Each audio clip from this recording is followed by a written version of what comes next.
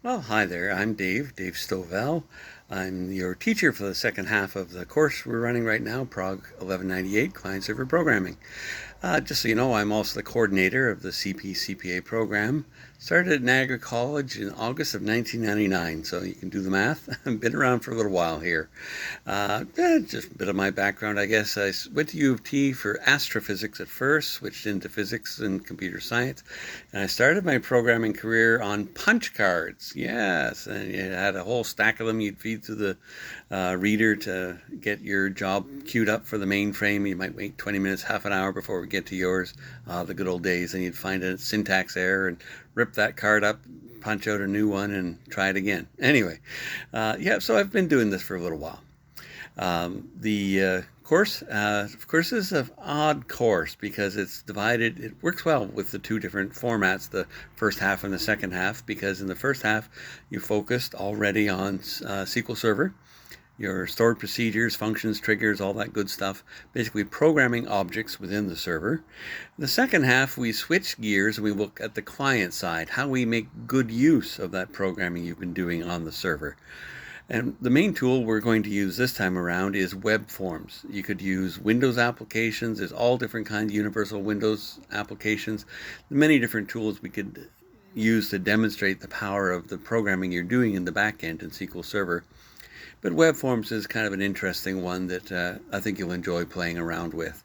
So our first little task here, and I've got exercise 1 posted, is basically a review to some degree of the work you did last term and just broadening it and clarifying it a little bit. We're talking about sort of the standard way we typically write stored procedures inside the database system for easy use on the client end, right? Giving all the data you need, easy and upfront, eagerly loaded data for drop-down lists and things like that as well.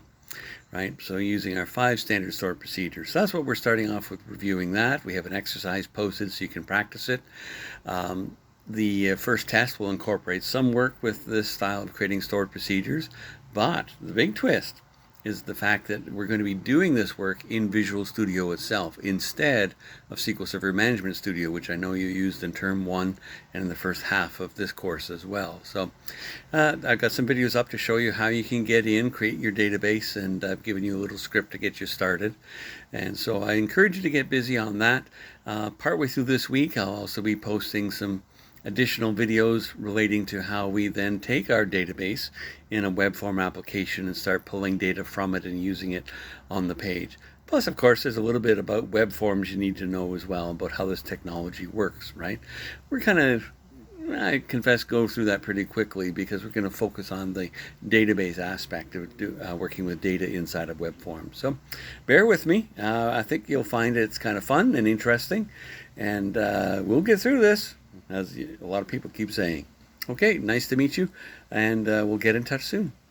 Oh, I should maybe mention, I like to run my courses more or less asynchronously, which basically means I'll be posting videos and I'll answer as quickly as I can, usually same day, any emails where you have questions and so on.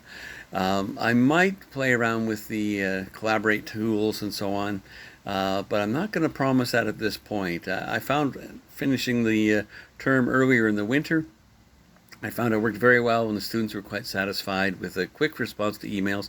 If you have trouble with code, you can share it in your OneDrive and I can look at your code, help you figure out what's going wrong.